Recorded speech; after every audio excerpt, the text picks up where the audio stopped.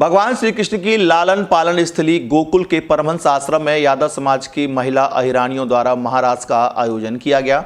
इस महारास के आयोजन में मथुरा जनपद की अहिरानियों ने बढ़ चढ़कर भाग लिया। इस कार्यक्रम में मुख्य अतिथि के रूप में गुजरात से आई वर्ल्ड रिकॉर्ड बनाने वाली लीरीबेन और उनके साथियों ने महारास में अपनी भूमिका निभाई। विशालकाय क्षेत्र में आयोजित महारास में मथुरा जनपद ही नहीं अपितु अन्य जनपदों की हजारों महिलाओं ने एक साथ भाग लिया।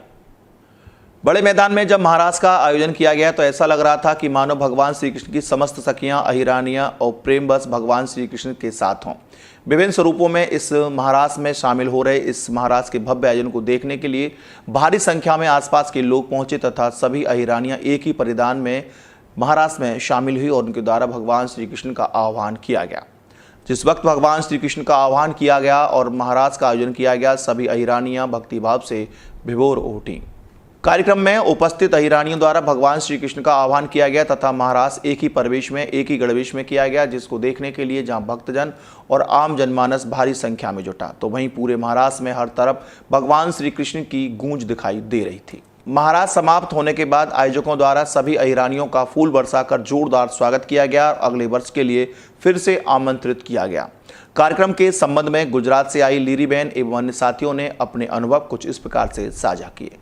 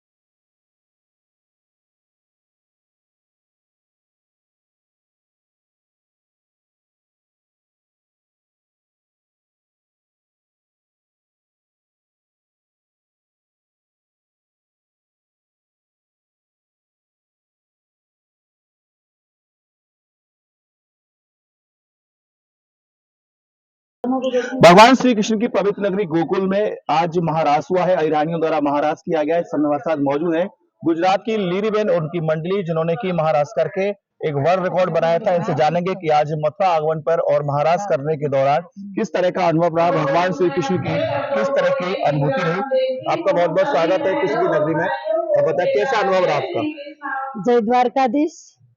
ये आज का रासोत्सव था तो ब्रजवासियों के साथ ये बहुत अलौकिक रहा, क्योंकि हम जिसके वंशज हैं उसकी याद में आज बहुत सबको आनंद रहा और सभी बहनों ने आज बहुत प्यार से भगवान को याद किया और कुल के लिए पूरा आशीर्वाद भी मांगा।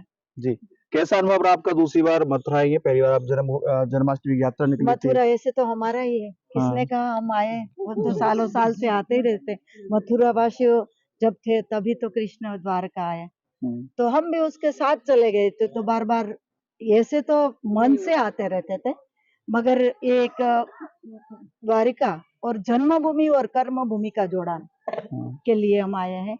यहाँ की बहनों ने सबने बहुत सारी मेहनत की है और हमारी जन्मभूमि यही भगवान की है, वहां से भगवान वहां कर्म, तो दो जोड़ान हो जाए तो पूरा आज भारत का अनुभव गोकुल का आपका कैसा रहा? अलौकिक। इस अनुभव की बहुत, हमारे पूरे यादव समाज के दिल इतने बड़े हैं, तो सबका प्यार मिला और सबने एक आज संकल्प लिया है कि हम भगवान के जो बताया हुआ रास्ता है उस पर चलने के लिए तैयार हैं। तो बहुत अलौकिक आज का दिन रहा हमारा। ठीक है, आप बताएं आपका अनुभव कैसा रहा? आपकी मंडली के साथ आई, लीला बहन जी के साथ कैसा रहा आपका हाँ, अनुभव? बहुत अच्छा अनुभव रहा। यहाँ के सभी लोग बहुत अच्छे हैं, खासतौर पे सभी महिलाएं।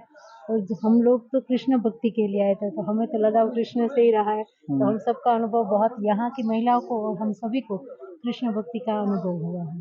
कैसा रहा रास का? जब बीच का आनंद आ रहा था उस समय कैसा अनुभूति हो रही थी? गोकुल जो कि नगरी भगवान श्री कृष्ण की कहलाती है, ऐसे में कृष्ण की नगरी में रास करना कैसा अनुभव रहा? अलौकिक था, खुद वो भूल गए थे कि हम भी कहाँ पर है। बस ऐसे ही ऐसा लग रहा था जैसे साथ में कृष्ण भगवान है और हम उसके साथ रास रहे हैं। ठीक है, आप बताएं आपका कैसा अनुभव था? गुजरात वाले गुजरात वाले से बोलो बोलो।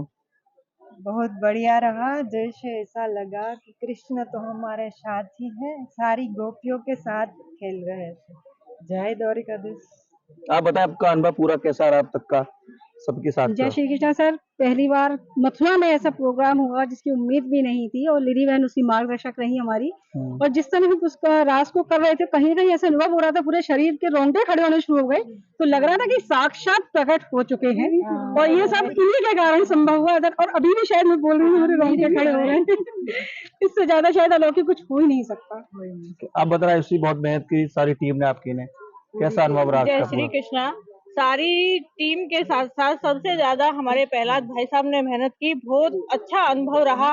और सबसे ज्यादा प्रेरणा हमें गुजरात से आई, हमारी बहनों से मिली, उनकी प्रेरणा से हम यहाँ तक पहुँचे हैं। और हमने आज के लिए तो बहुत अपार आनंद आया। और जब हम पूरा रास करने के बाद कृष्ण भगवान के आलिंगन हुए तो हमारी आंखों से आंसू बरसने लगे। हम सभी की आंखों से अश्रुधारा बह रही थी, रोंगटे खड़े हुए थे। हम इतने भाव विभोर थे कि हमें पता नहीं था कि हम कलयुग में जी रहे हैं। आप बताएं कुछ कहना चाहेंगे? आजकल कैसा रहा? बहुत अच्छा रहा। हमें लीरी बहन जी का जो साथ मिला उससे हमें बहुत अच्छा, मतलब ये पहला वो प्रयास था, हम लोगों का पहला चांस था। हम चाहते हैं कि आगे भी ऐसे कार्यक्रम होते रहें और ऐसा अनुभव हमें मिलता रहे।